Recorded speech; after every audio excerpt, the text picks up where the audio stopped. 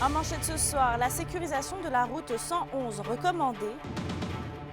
Le rapport de la coroner remet en cause une courbe près du secteur Vassan à Val-d'Or. Les citoyens de Saint-Bruno de Guigues en faveur de l'amélioration de leur aréna.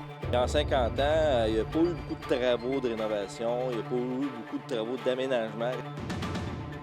Et la Lassaroise Frédéric Chiasson se démarque pour le rouge et or. Avec les premières années qui ont super bien été, on dirait, j'ai comme objectif peut-être une médaille au championnat canadien.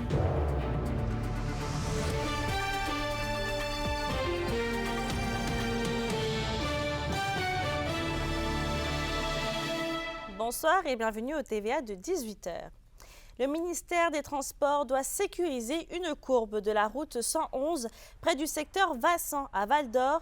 C'est ce qui ressort du rapport de la coroner Pascale Boulet et ça fait suite à une embardée mortelle qui s'est produite en septembre 2021 près de l'intersection avec le chemin Rousseau. Une femme dans la cinquantaine de Val-d'Or, Nathalie Paré, avait succombé à ses blessures après avoir perdu le contrôle de son véhicule et effectué par la suite plusieurs tonneaux avant d'y être éjectée. La coroner recommande donc de faire des travaux de réparation du pavage, des accotements et de la chaussée. Et d'ailleurs, en parlant des ministères des Transports, il a récemment effectué une mise à jour des entraves routières causées par la montée des eaux dans notre région, à commencer par la route 397 qui est complètement rouverte à Rochebeaucourt jusqu'à l'intersection avec la route 113. À Rapide Danseur, la circulation se fait désormais en alternance sur la route 388 jusqu'à la limite de l'Ontario. Le pont couvert Molesworth à Macamic est fermé. Un détour est possible par la route 111 et la route 101.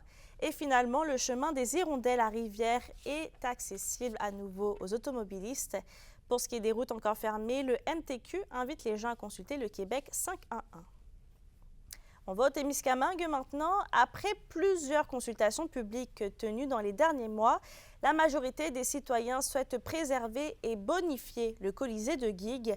La municipalité va donc procéder à des travaux pour améliorer ce lieu de rassemblement important pour la population de Saint-Bruno de Guigues. Kimberly Hall. 50 ans après sa reconstruction, 188 personnes se sont prononcées sur l'avenir du Colisée de Guigues entre le 13 février et le 22 mars dernier. Le résultat est unanime. Près de 80 des Guiguois souhaitent préserver et bonifier l'aréna. De ces consultations-là qui étaient à la fois en présentiel et en ligne, en fait.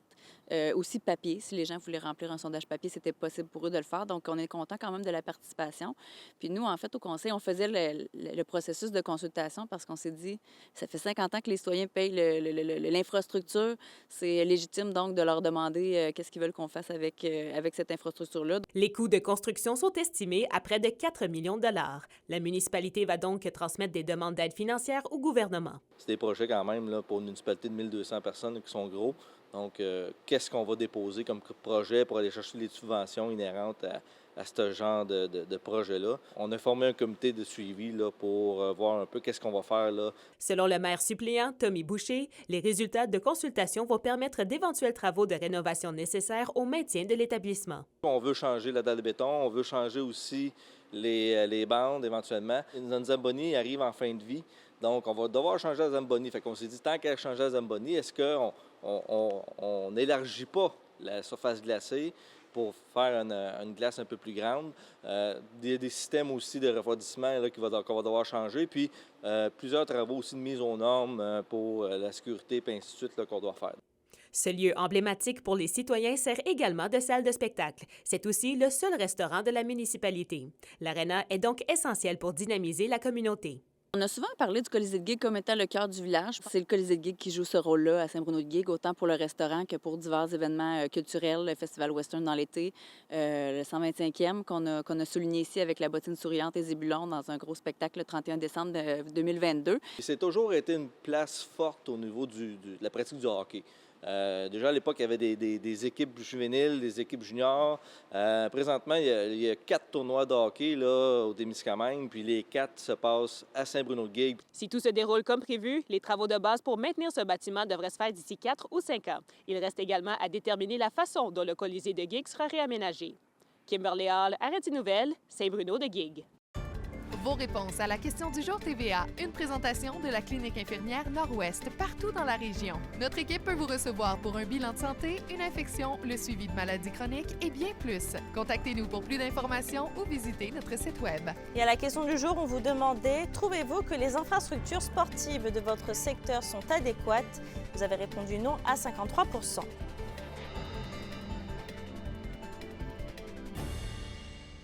Les plus riches devront contribuer davantage pour regarnir les coffres du gouvernement fédéral. La ministre des Finances du Canada, Chrystia Freeland, l'a confirmé lors du dépôt de son budget il y a moins d'une heure. Parmi les principales dépenses, on y retrouve 8,5 milliards d'investissements pour contrer à la pénurie de logements. La grande argentière du pays veut supprimer 5 000 employés de la fonction publique par année, et ce jusqu'en 2028. Quant à la dette, elle s'élèvera à 40 milliards de dollars. On passe dans le dossier de la qualité de l'air maintenant, puisque des militants de Québec et Rwanda s'unissent contre Glencore. Dans une action simultanée réalisée plus tôt ce matin, les manifestants désiraient exposer ce qu'ils considèrent comme les frasques de l'entreprise suisse en matière d'environnement et de rejet de polluants atmosphériques. Selon eux, le gouvernement aurait déjà agi plus sévèrement dans les dossiers si des quartiers plus riches, comme à Montréal, étaient touchés par ce type de pollution. Et cette mobilisation s'inscrit dans le grand rassemblement régional pour le Jour de la Terre qui aura lieu dimanche prochain. Il n'y a pas si longtemps, on ne parlait pas beaucoup des enjeux de qualité de l'air. Maintenant, on en parle beaucoup. Il y a vraiment plus de surveillance maintenant parce que c'est un enjeu. Donc, nous, on vient parler aux gens, informer de la situation. On vient aussi mobiliser les gens à notre manifestation où on crée un réseau de gens informés et mobilisés. La désinfection et la déphosphatation de l'usine d'épuration de Val-d'Or pourront aller de l'avant. Une aide financière a été accordée par la ministre des Affaires municipales en lien avec le programme d'infrastructure municipale d'eau. Et il s'agit quand même d'un projet d'environ 12 millions de dollars, duquel le gouvernement octroie près de 10 millions. Le conseil municipal espérait même ce projet depuis déjà un beau moment, puisque les équipements d'assainissement sont vieillissants. C'était nécessaire parce que, inévitablement, notre usine, elle a quand même plusieurs années. Et alors c'était planifié, puis on est bien content d'avoir eu la confirmation du gouvernement qu'on pouvait aller de l'avant avec notre projet. On a déjà été en appel d'offres pour ces travaux-là, alors ça devrait commencer incessamment. Et on reste à Val-d'Or puisque les restaurateurs vont pouvoir opérer leur terrasse estivale encore une fois cette année, mais sans avoir de permis. Oui, je vais arriver à payer. La ville renouvelle cette accommodation pour les restaurants du centre-ville et du quartier Bourg-Lamaque. On rappelle que la mesure avait été mise en place dès le début des travaux de revitalisation du centre-ville. La mairesse Brindamour estime que la facture d'une terrasse oscille autour de 500 $.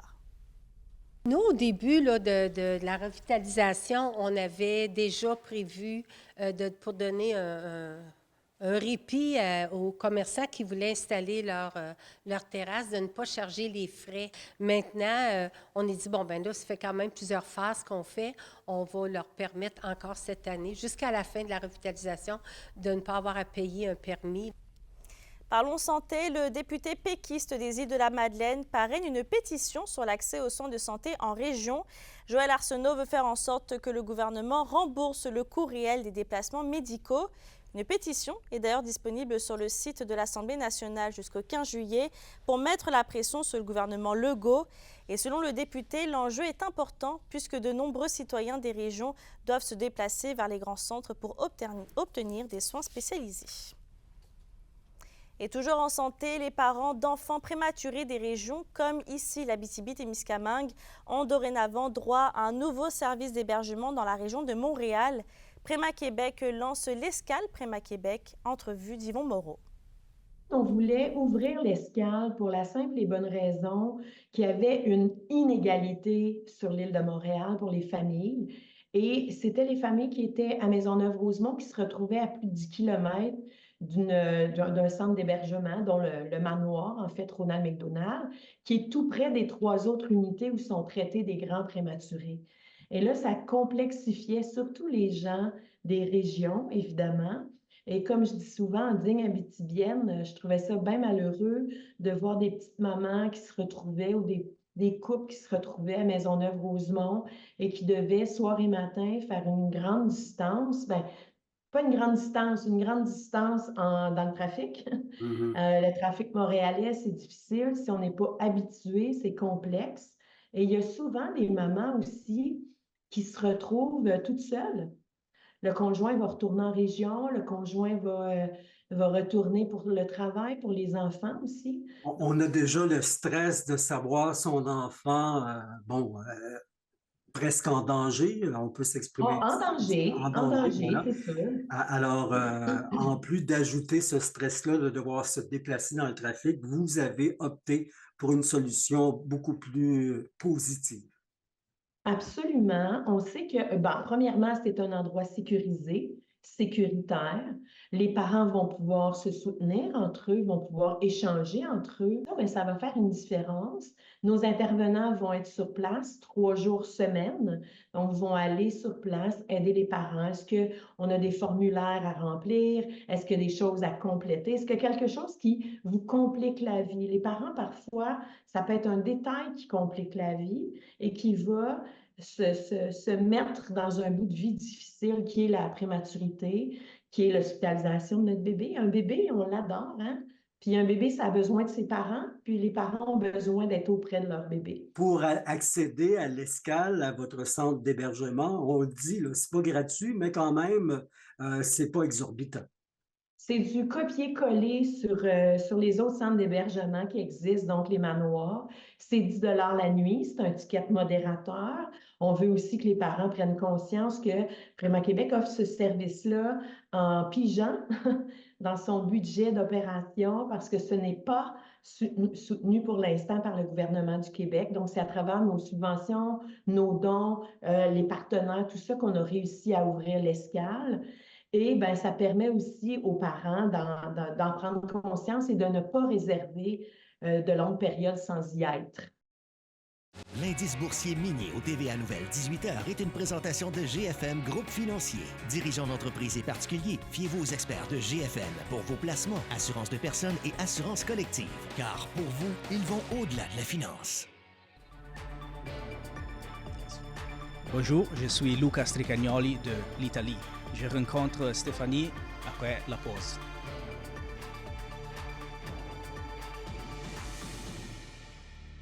Les SADC de l'Abitibi-Témiscamingue et du nord du Québec vous présentent la bonne nouvelle économique TVA.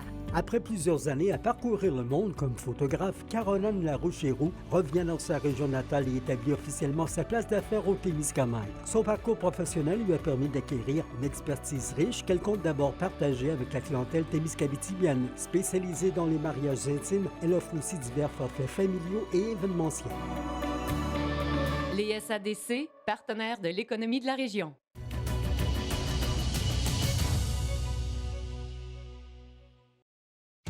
La chronique culturelle vous est présentée par Bruno et Jasmin Leclerc, denturologistes. Des cliniques à la fine pointe de la technologie pour vous servir à La Sarre et à Amos. Stéphanie, c'est ce soir que le Théâtre du Cuivre de Rouyn-Noranda reçoit le guitariste Luca Stricagnoli. Oui, ce n'est pas tous les jours qu'on a la chance de recevoir un grand virtuose, Luca, qui nous présente un grand éventail, on va se le dire, de techniques de guitare et de passage ici au Théâtre du Cuivre de Rouyn-Noranda. Demain, pour les intéressés, ça va se dérouler au Théâtre Méglab de Malartic. Lui qui a déjà foulé les planches, je vous le rappelle, du Festival des guitares du monde en Abitibi-Témiscamingue, était vraiment très heureux d'être de retour par chez nous.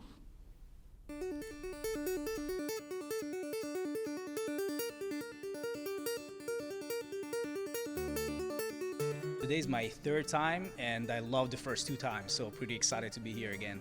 Actually, I remember the audience of the festival was quite amazing, so really good energy, so that's what I'm hoping for tonight as well.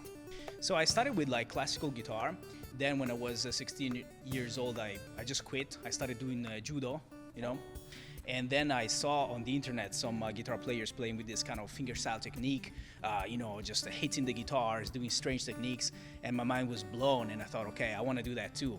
So then I started learning again from YouTube, and that's how I got into fingerstyle.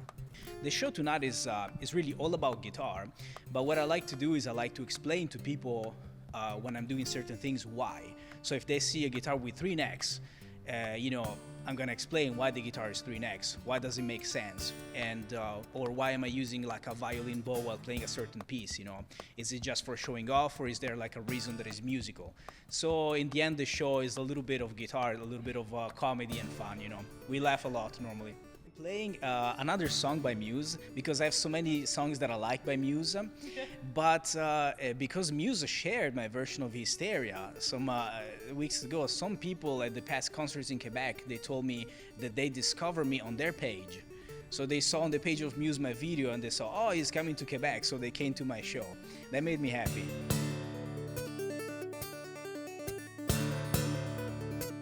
The biggest stress for me is trying to speak French. That makes me more nervous than playing guitar because I prepare some things to say to the audience in French, right? And I know that, you know, I will embarrass myself trying to, but, you know, for the performance, I'm not nervous because I do it all the time. First of all, thank you to whoever is gonna come. I think we're gonna have a really good time, we're gonna have fun, and I'm just looking forward to meeting you guys. That's the message.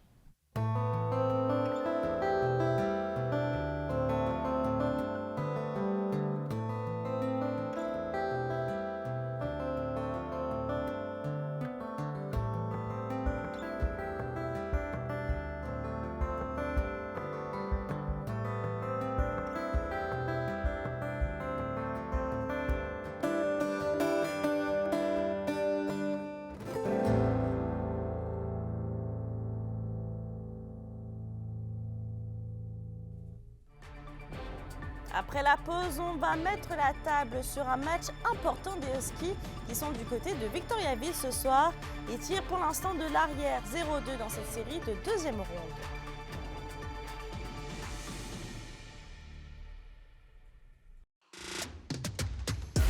Les sports vous sont présentés par Thibaut GM, votre concessionnaire de confiance à Rouyn-Noranda, là où qualité et choix se rencontrent. La projection de la grande première de l'émission du Raid international Témiscamingue 2023 a lieu en ce moment au Théâtre du Rift de Ville-Marie. L'an dernier, un fort engouement pour l'événement s'était fait sentir alors que plusieurs centaines de personnes y avaient pris. La compétition sportive sera d'ailleurs de retour l'été prochain. Et on passe dans la LHMQ, les Huskies jouent un important match ce soir du côté de Victoriaville pour affronter les Tigres. La meute tire en ce moment à l'arrière 0-2 dans la série de second tour et elle devra donc gagner au minimum 2 des 3 prochains matchs si elle veut rester en vie. On rappelle que les Tigres ont défait les Huskies 6-3 et 7-6 la fin de semaine dernière. Le match numéro 3 a lieu ce soir et le numéro 4 demain. Et toujours au hockey, le Val-d'Orien Jérémy Lauzon a inscrit son nom dans le livre d'histoire de la Ligue nationale de hockey. Il a battu le record du nombre de mises en échec en une saison. Avec 383 mises en échec effectuées jusqu'ici, il devance le précédent record de Matt Martin qui datait de la saison 2014-2015. Et on rappelle que Jérémy Lauzon a évolué 4 saisons avec les Huskies de Rouyn-Noranda de 2013 à 2017. Et il a également disputé 200 matchs dans la LHMQ pour un total de 130 points. Ce dernier avait été sélectionné au 2e tour du repêchage de 2015 par les Bruins de Boston. Dans une autre discipline maintenant, Frédéric Chiasson, une athlète originaire de la Sarre, continue de se démarquer sur les pistes d'athlétisme. Elle, qui a commencé son parcours sportif en volleyball, cumule maintenant les médailles à l'Université Laval à Québec, qu'Emilia Laliberté. La jeune Lasarroise Frédéric Chiasson brille auprès du Rouge et Or de l'Université Laval en athlétisme. En seulement 2 ans avec son nouveau club, déjà, elle a cumulé plusieurs records, en plus d'être nommée recrue de l'année au Québec et au Canada. À ma première année, en fait, j'ai fait le record aux 300 mètres de l'université. Puis avec mes équipes de relais, on a fait le record du Québec au 4x400 l'année passée qu'on a refait cette année. Puis en début d'année, on avait fait le record aussi au relais de 200 mètres qui a été battu finalement par la suite. Mais... Après 8 ans comme joueuse de volleyball à la Sarre, à Rouyn-Noranda et à Québec, la sportive de 22 ans était loin de se douter que son parcours sportif bifurquerait vers l'athlétisme. En fait, il y avait un entraîneur de l'université qui me tendit une perche, comme on dit, là. Il me demandait si je voulais venir essayer les entraînements avec eux. Puis je me suis dit pourquoi pas. Puis tu sais, moi, depuis que j'étais jeune, je faisais les compétitions locales en athlétisme, les régionaux, puis après, j'allais faire les provinciaux. Puis ça allait tellement bien. Je me suis dit, Il y a peut-être un petit aspect à explorer avec l'athlétisme aussi rendu à l'université, là. Déjà au secondaire, son entraîneur de volley-ball était persuadé qu'elle avait les capacités physiques nécessaires pour performer dans le monde du sport universitaire. Frédéric, c'est une athlète qui est très complète. Beaucoup de puissance musculaire, beaucoup de rapidité, mais aussi une intelligence athlétique extraordinaire. Donc oui, en volleyball, elle aurait pu réussir. En athlétisme, elle réussit bien, mais je pense qu'elle aurait pu performer dans peu importe le sport qu'elle aurait décidé de faire. Toujours remplie d'ambition, Frédéric salue le support qu'elle reçoit de sa communauté natale depuis le début de son parcours sportif. Je trouvais ça le fun, justement, de voir le soutien qu'on a en région. Puis, tu sais, des fois, on se dit de notre petite ville, où c'est que je vais finir finalement? Puis, tu sais, ça paraît des grosses étapes, des fois, les déménagements. Puis, on se dit, mais je trouve que même loin, on sent encore le soutien de la région, que je me dis justement que je trouve que ça a un peu teinté mon parcours. Frédéric Chiasson poursuit ses études en médecine tout en pratiquant son sport. Elle a comme objectif de s'illustrer aux prochains championnats canadiens d'athlétisme qui auront lieu au mois de mars de l'année prochaine. Kémilia La Liberté pour RNC Nouvelles. Les adeptes du Ultimate Frisbee à Val-d'Or vont pouvoir jouer jusqu'à tard le soir puisque le terrain de l'école Saint-Joseph sera désormais éclairé. Lundi soir, lors du conseil municipal, la ville a annoncé l'octroi d'un contrat à l'entrepreneur Eric Electric pour un montant d'environ 364 000 $. La mairesse est plutôt satisfaite même de voir l'aboutissement du projet pour les adeptes de ce sport qui sont de plus en plus nombreux dans la région. L'association d'Ultimate, elle a quand même grandi. Il y a énormément d'adeptes qui jouent, que ce soit des plus jeunes et même des adultes. La deuxième phase, c'était d'installer le bon éclairage pour qu'ils puissent jouer plus tard en soirée. Un éclairage qui est fait expressément pour les terrains de jeu, donc seulement pour cibler le terrain et non aux alentours. La météo, une présentation de Nicole Auto de la Sarre, la capitale du pick-up. Vous y trouverez toujours le meilleur choix, toujours le meilleur prix. Et la météo, Stéphanie, c'est généralement nuageux pour l'Abitibi. Oui, on parle même de 40 % de probabilité d'averse de neige. Mais qu'est-ce que je fais avec mon petit manteau? Je ne le sais pas. Il fait froid, Mélissa. Pour ce soir et cette nuit, par contre, ça risque de se dégager au cours de la nuit. Minimum de -9 au nord, -5 degrés pour le sud. Du soleil demain pour l'ensemble des secteurs. On a quand même un maximum de 10 degrés en Abitibi, maximum de 9 degrés pour le Témiscamingue. Et un aperçu maintenant pour jeudi. C'est le moment de faire le petit ménage de printemps parce qu'on annonce de la pluie pour le Témiscamingue et l'Abitibi. On parle d'un maximum de 8 degrés pour l'Abitibi, maximum de 9 degrés pour le Témiscamingue. Je vous souhaite de passer une excellente soirée. Merci Stéphanie. Je termine avec le conseiller municipal d'Amos, Robert Julien, qui démissionne. Il y aura donc des élections partielles en juin prochain. Et Val-d'Or et Rouyn-Noranda participent de leur côté cette année au défi Pissenlit. Sur ce, je vous souhaite de passer une bonne soirée et on se retrouve demain.